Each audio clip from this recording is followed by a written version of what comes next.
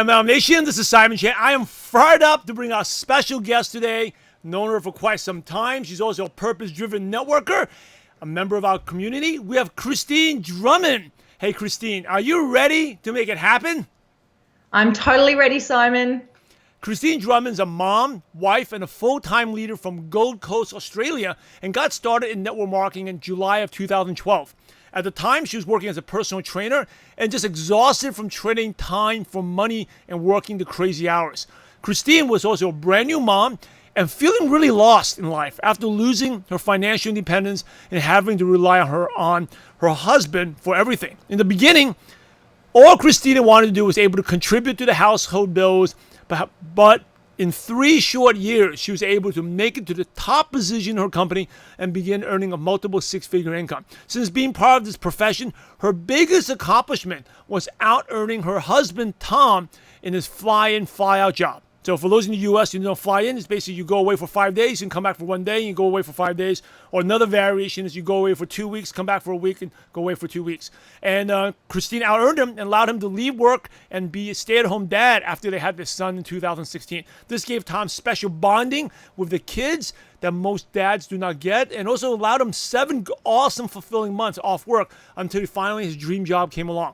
Kristine credits her success to being teachable and doing everything she was told. She went to all the events, always showed up, took all the notes, and stepped outside her comfort zone.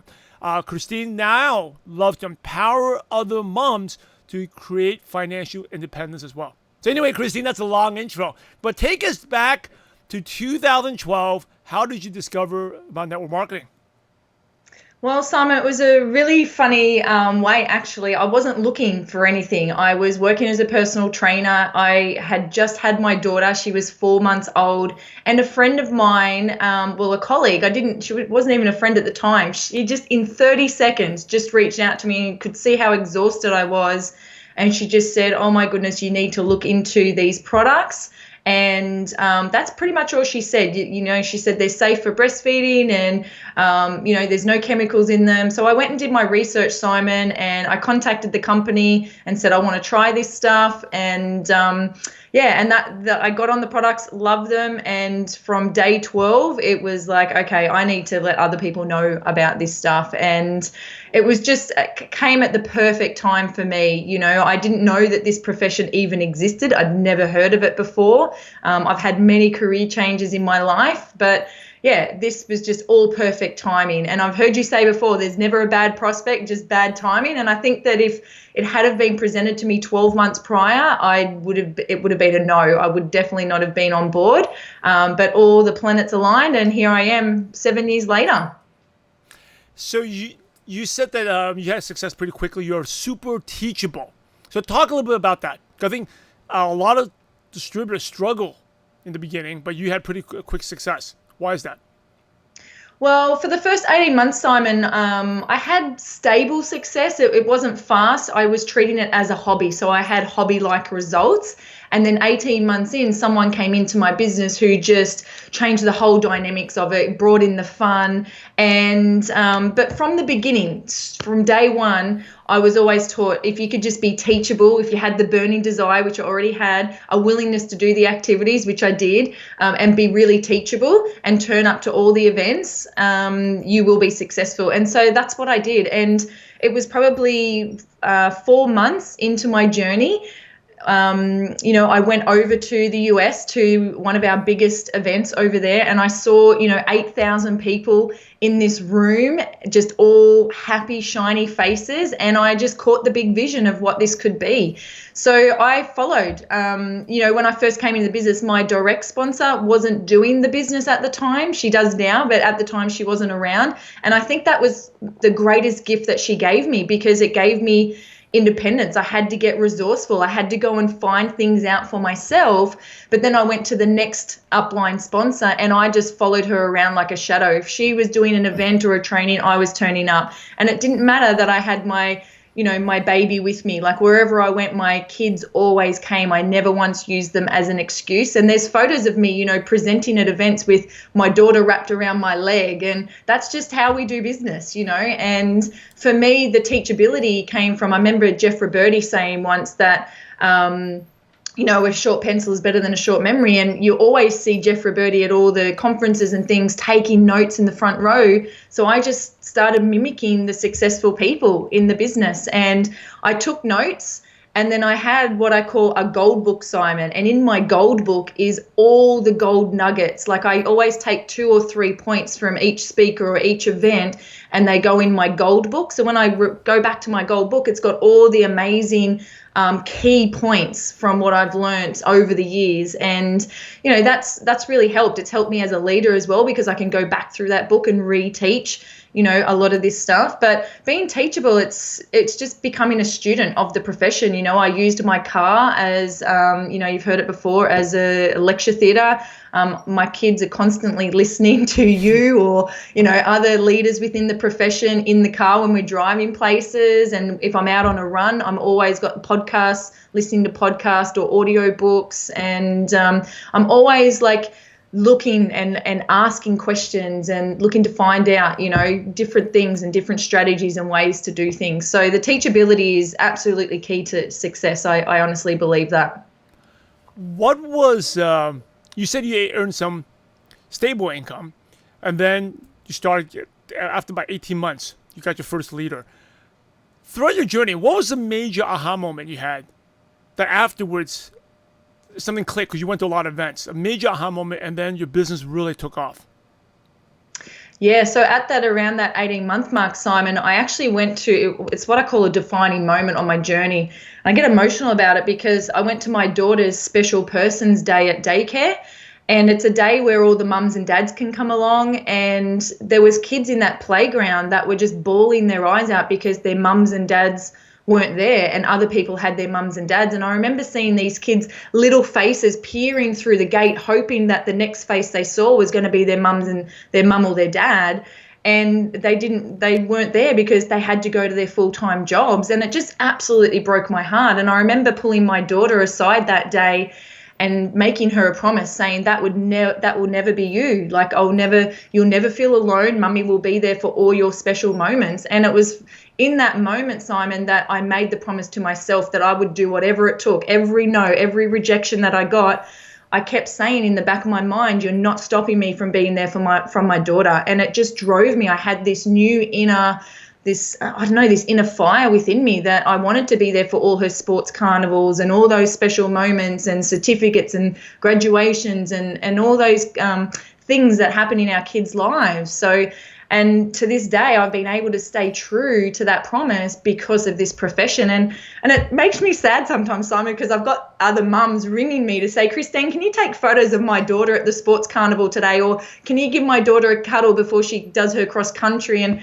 it just breaks my heart that these mums don't have the flexibility and the freedom to be able to be there for these magic moments that we're never going to get back. So it's a real passion of mine to really empower mums to create that time freedom. But that was definitely one defining moment for me on this journey.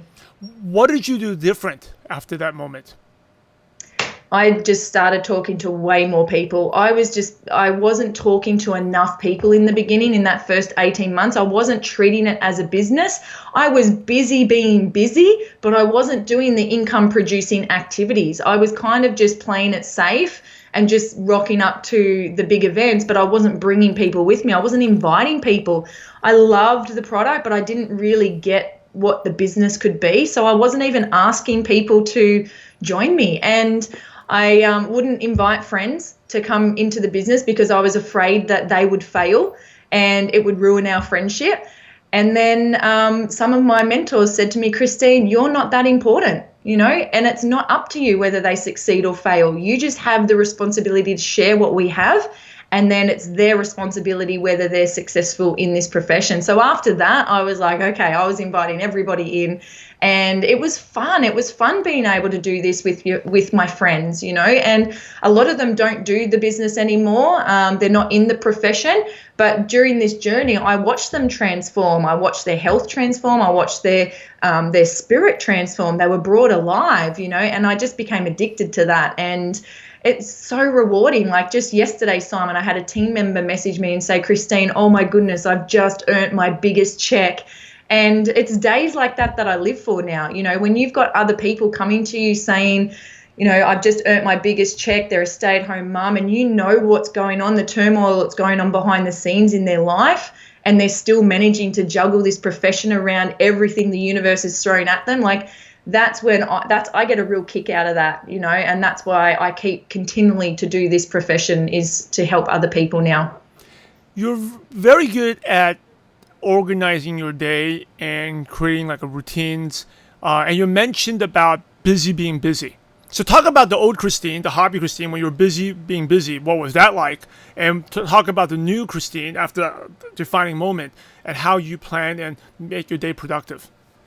Absolutely. And it all came from personal development, Simon. Before this profession, I didn't know what personal development was. I'd never read a personal development book. I didn't know they existed. My first book that somebody gave me was Law of Attraction, and that just took me on a whole new direction. I couldn't believe that my thoughts were creating the reality that I was living, and that I could change my thoughts at any time. So I started reading more self-development books, things like, The Miracle Morning and the 5 a.m. Club. And I could see that all the successful people that I was studying all had these morning rituals that set them up for their day, that allowed them to be in that peak resourceful state. So I just started to sort of muck around with a few things, trial and error, and then I ended up coming up with my own daily rituals that allowed me to be in that peak resourceful state, so that I could be showing up as my best, not just as a mom, as a partner, but as a businesswoman, as a leader for my team. And there's some things in there that I need to have in my day to be able to perform at that peak state. And this sort of all happened around the same time, Simon, when I started to, my business started to take off. So some of those rituals are things like, I love to exercise. It's one of my highest priorities. I love to go for a run in the morning, clear the head. Sometimes I'll take my phone, sometimes I won't, but I love listening to self-development books or podcasts when I'm on the run or exercising. I love meditation just to clear the chatter. For all the mums out there, we don't just have our own internal chatter. We've got the chatter of the kids and the partners. It gets very noisy. So meditation is a great way for me to really clear my thoughts. And straight out of the meditation, I love to do what I call a brain dump. That's when I feel like I'm at my most creative. So I'll just grab my journal and I'll just drop in all these ideas that I've got for the business or for anything, like for life. And then I have like a playlist I love to listen to that has these songs that just fire me up. I've got a mantra that I love to say to myself every day as well. What is that mantra? What is that mantra? It's quite long, Simon. It's a really long one, and it's based on something that Robin Sharma taught us, and I've just tweaked it a little bit to suit me. It's way too long to mention on this podcast, but it's like I walk around with it, reading it from my phone, and it makes me feel so powerful and unstoppable. And, that's just been a recent thing I've added in this year. But before that, I had the I am statements, and I had the positive affirmations, and I had them on the mirrors. I had them on the fridge. Wherever I was going, I had all these little reminders telling me of what I wanted and what I'm capable of. And I just think it's so important. So I also do the cold shower thing as well. I know you're big on that, but I start with a warm shower first, and then I finish with a cold. I just feel like that just really energizes me for the day. Gives that shock to the nervous system. I do gratitude as well. So I love just thinking about, what am I grateful for? And then that's all the stuff just before, like, I get the kids to school. And then I actually start work from about 9:30 till about 2:30. So I've got about 5 hours there where I'm adding new people, I'm clamming, I'm inviting, I'm doing my follow-ups, I'm doing 3-way calls, I'm networking. Yesterday I went to a networking lunch, I'm going to events, things like that. But for the first few hours, it's all about me and doing my high income producing activities. And then from about 12 o'clock, it's all about the team. So I'm available for 3-ways and, trainings and coaching calls and things like that. So that's basically how my day goes. Lots of stuff here. First of all, you said clamming. For those who don't know what it is, can you explain that a little bit? Yeah, so clamming is commenting, loving, adding, and messaging people. So I see myself as a professional friend collector. I love learning about people. I love learning about their backgrounds, what they do. I just get so curious about people.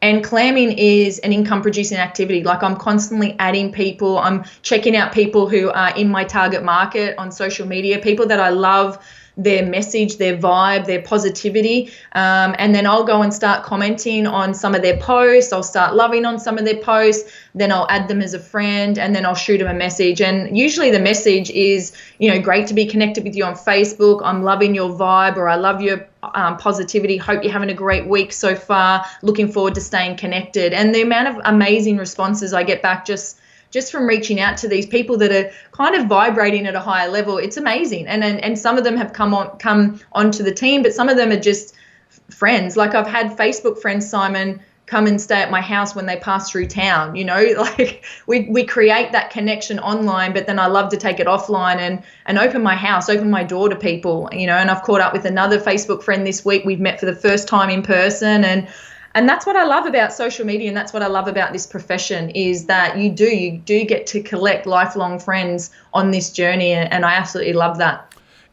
And I want to emphasize that, because I think a lot of this, network marketers get it wrong, is that, oh, this person didn't join my business, or they didn't watch the video. And then, right, but you're collecting friends.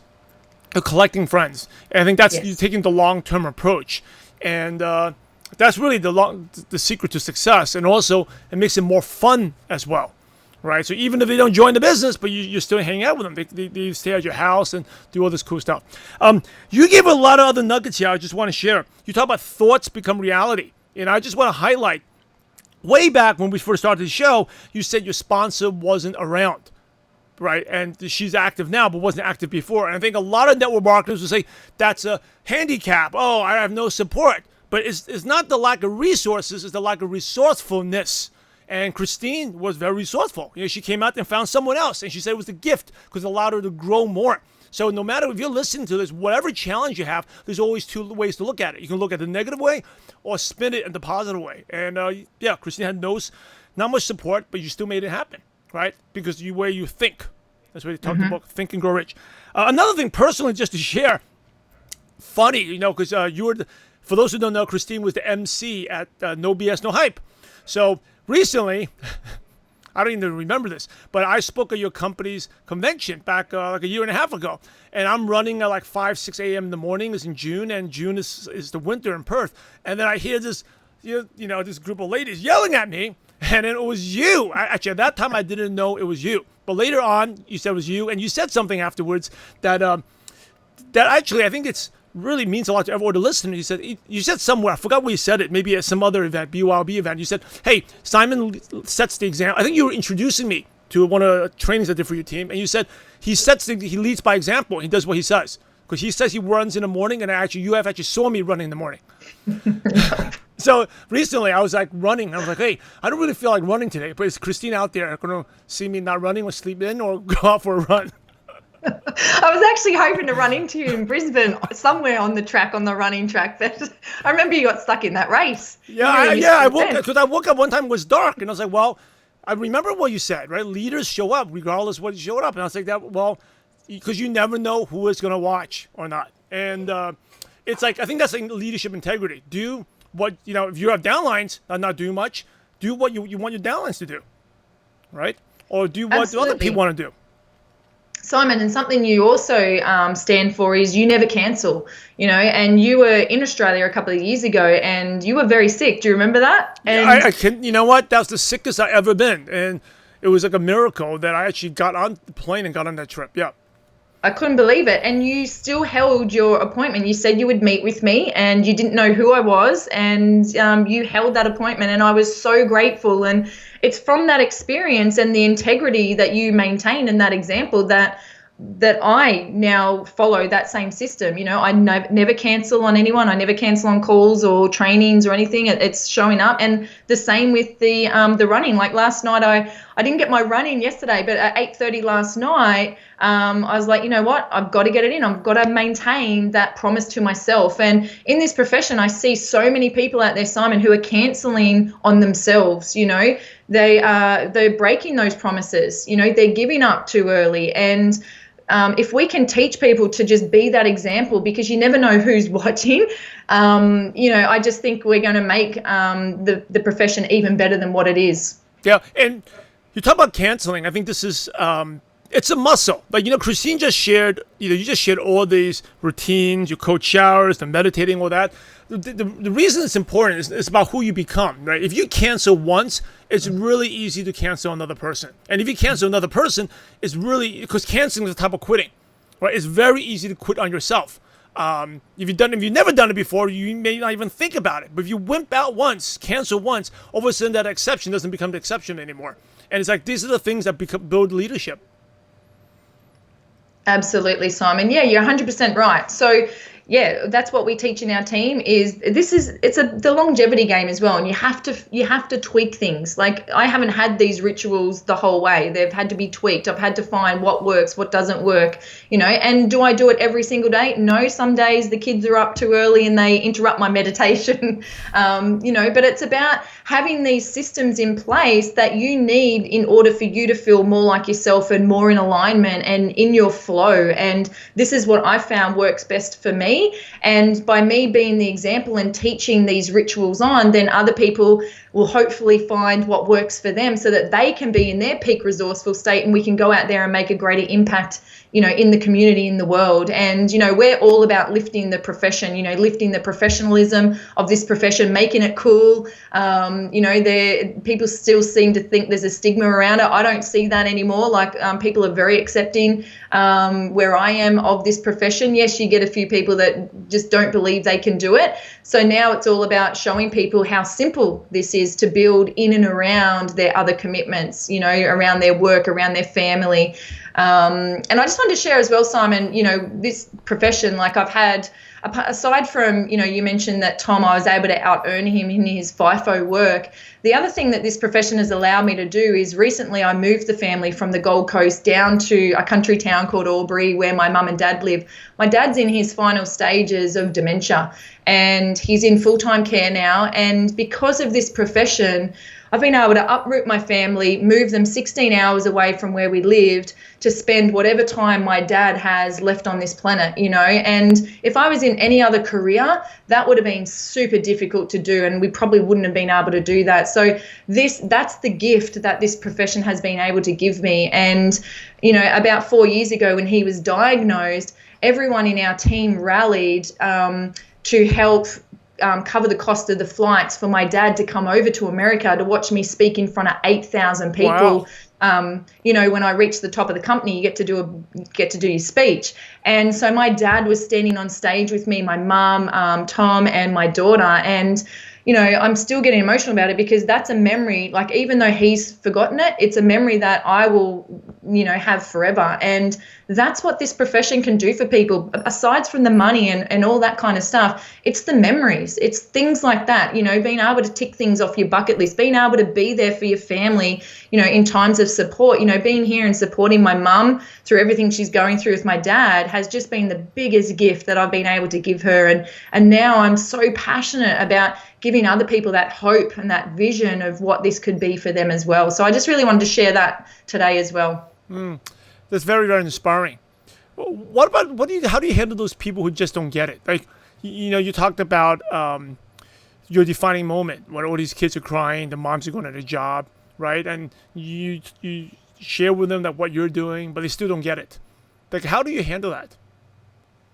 I usually hit my head against the brick wall. It is frustrating, but as you said, like there's never a bad prospect. It's just bad timing for people. And some people were like me and they've never heard of this profession or have never ever considered it. So it's all about just showing up and being the example and always circling back. I never ever cancel someone off. Usually they just need more information or they need to understand it a little bit more. Or sometimes, in 6 months, 12 months, their circumstances change and now they're open to looking at something like this. So it's not a matter of trying to convince them in that moment.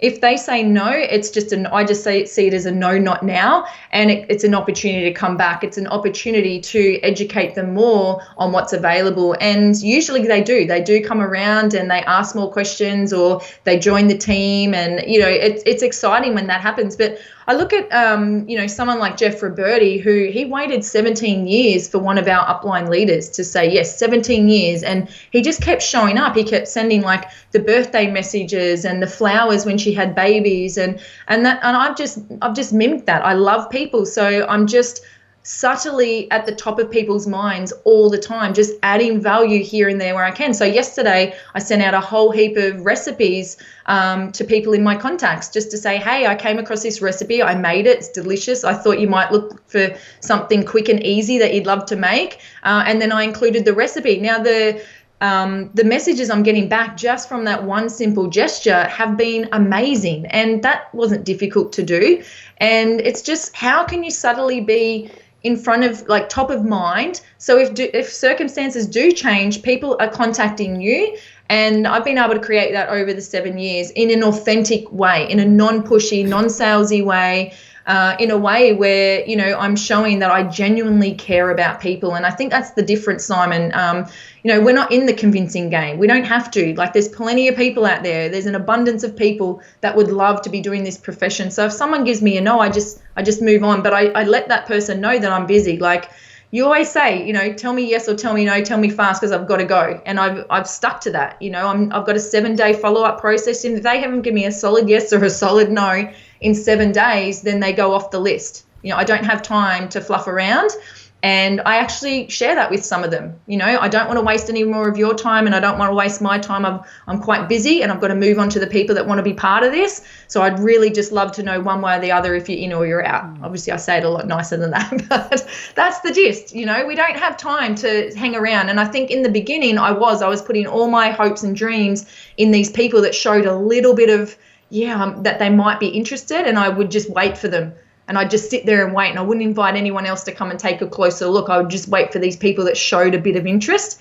And now we just don't have time for that. So if you're just starting out, like, that's a big tip. Like, just keep asking other people, just keep moving on. And eventually, if you're being a good example, they will come back. They will come around.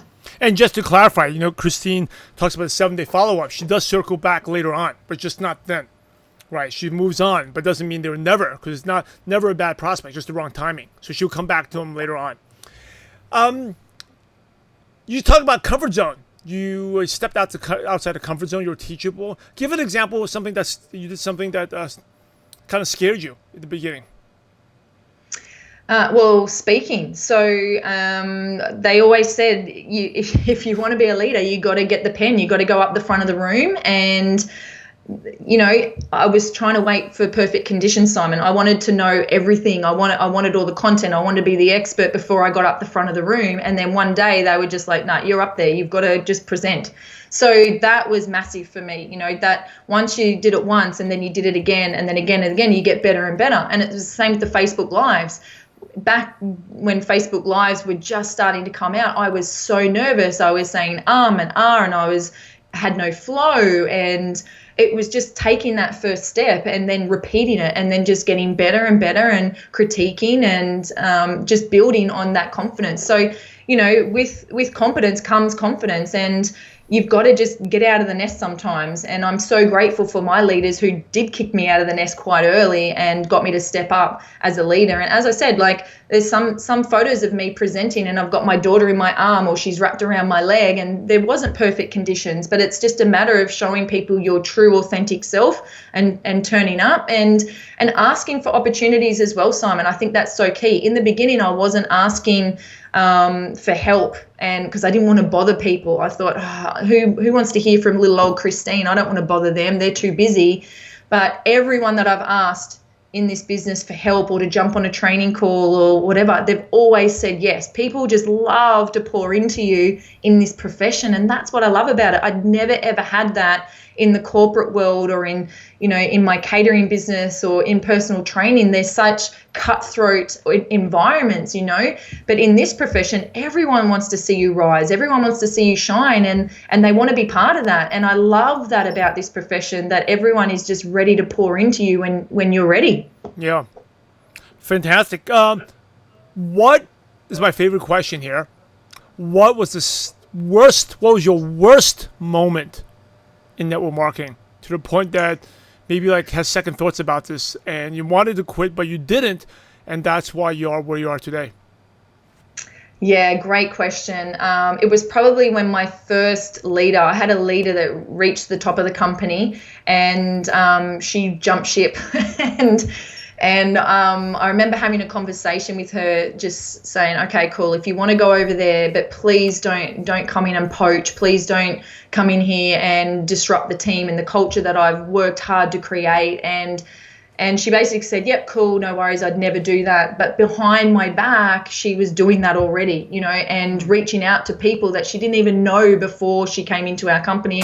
And it really hurt me, Simon. And the key was I let it affect me for about 5 to 10 minutes. I just went into this rage, and then I was like, hang on a second, is this worth it? You know, this obviously shows the integrity of this person, you know, the friendship that we had, or everything I poured into her, both inside the company and outside. So what I did, Simon, was I went and jumped in the ocean, and I said, as soon as I jump in this ocean, that's it. I'm not going to let this affect me anymore. I'm going to move on, and I'm going to find new leaders and new people to work with, because she was my buddy. She was my buddy.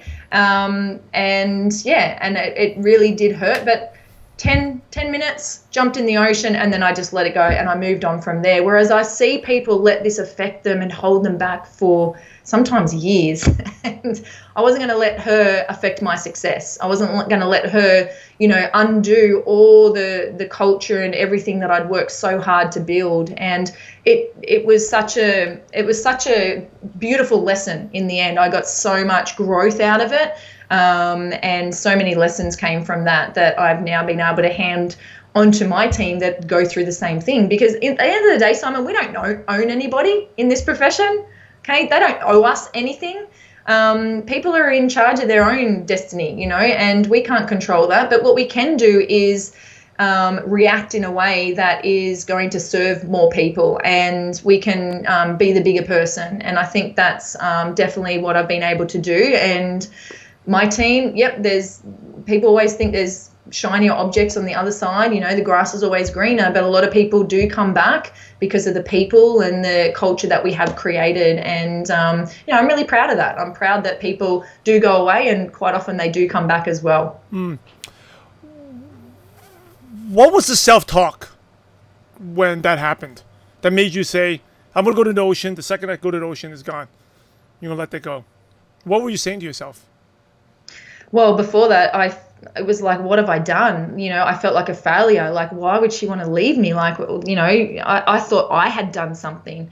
So there was a lot of negative self-talk. I was doubting myself. You know, maybe I'm not cut out for this. Maybe I'm not the leader I thought I was. And, you know, all that self-talk was going. But then it was like, and it was actually my partner that got me to do the whole ocean thing in the past. And he was like, as soon as you jump in the ocean, that's it. We're not carrying this with us anymore. So the self-talk when I'm going into the ocean was, this is it. Like, don't let this hold you back. Don't let this define you. Don't let this moment affect or break down whatever it is that you've created, you know. And it was like a little pep talk to myself before I jumped in that ocean. As soon as I came out, that was it. It was like, okay, what's the next goal? What am I working on? Who am I working with? And it was like, rally the troops now. So it was, as soon as I got back home, and something I've learned from you, Simon, is you can only really work closely with about 6 key people at any one time.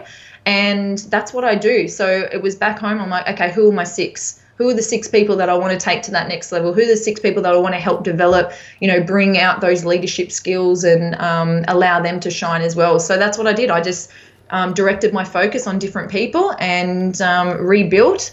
And there was a little bit of damage control we had to do after that, because some people were very confused on whether they should go with her or not, or stay with us. And I'm happy to say everyone stayed with us, which is really cool. So, yeah.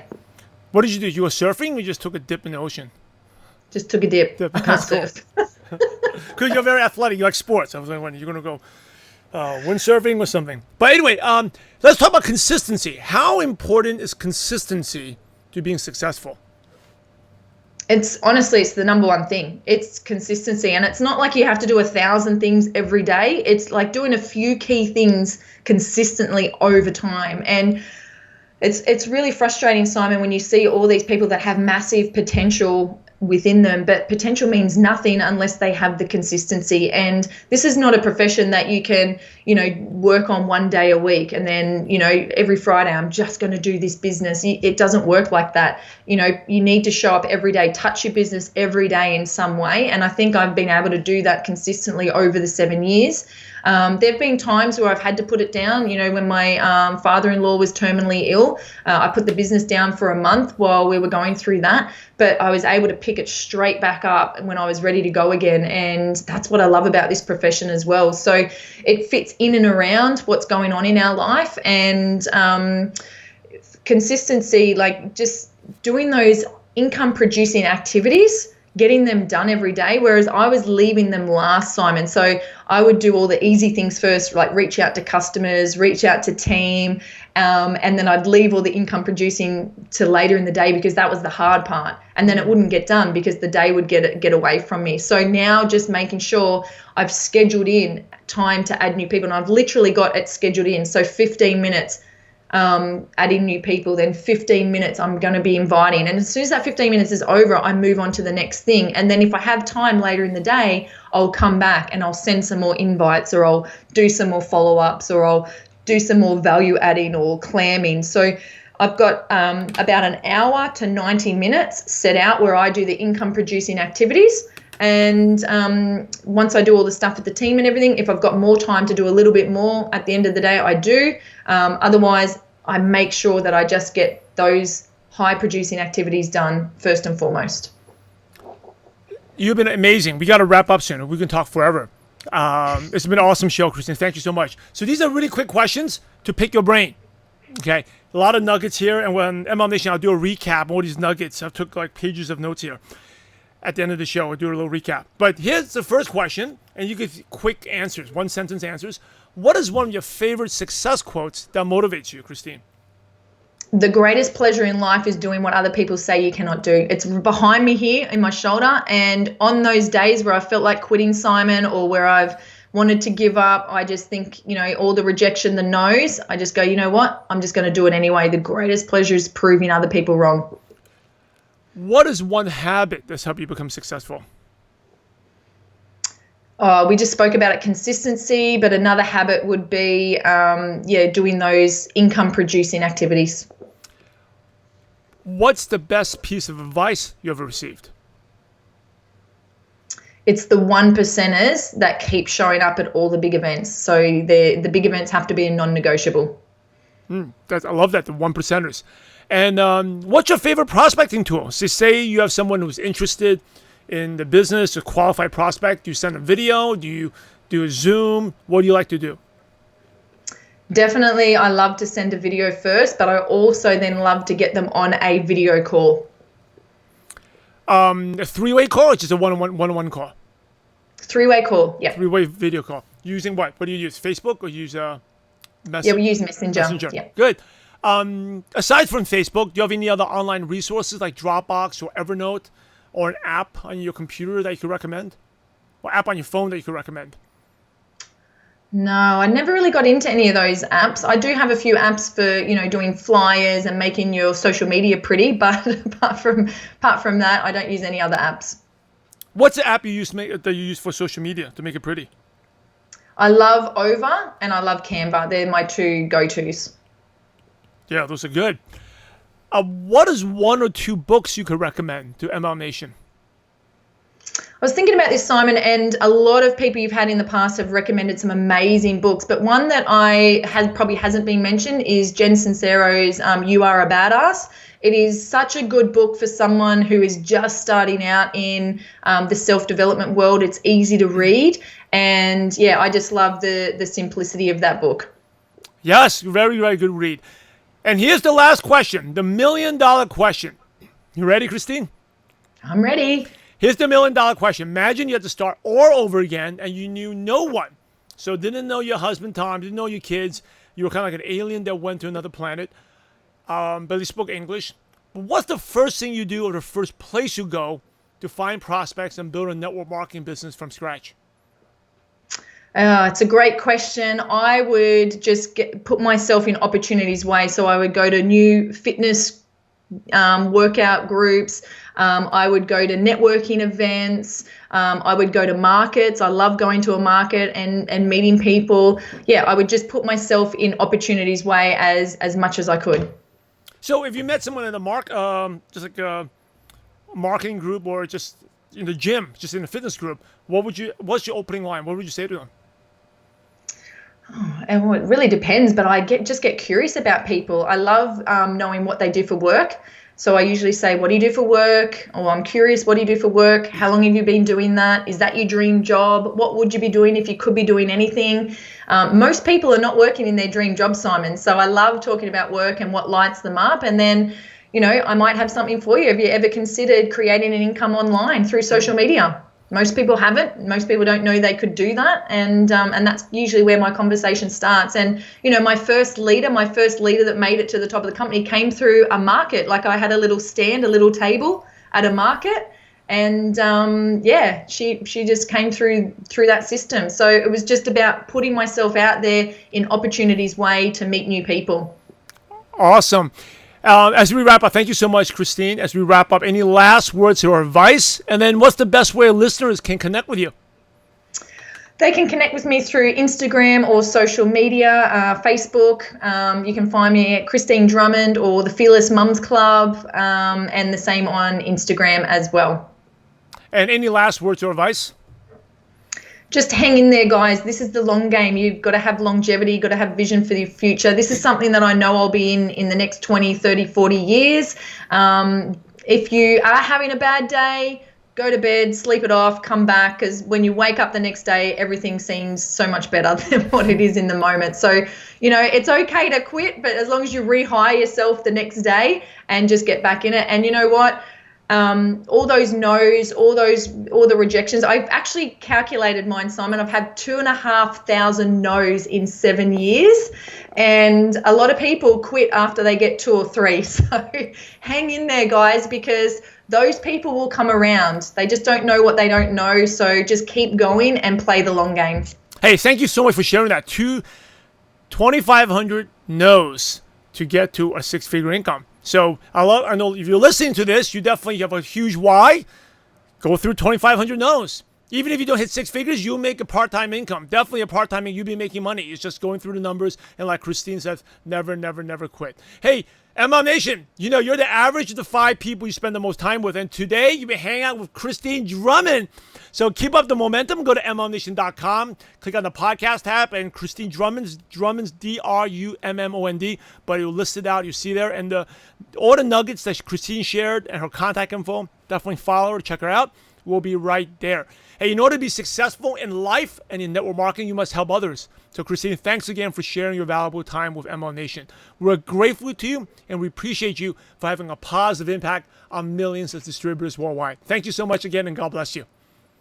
Thanks, Simon.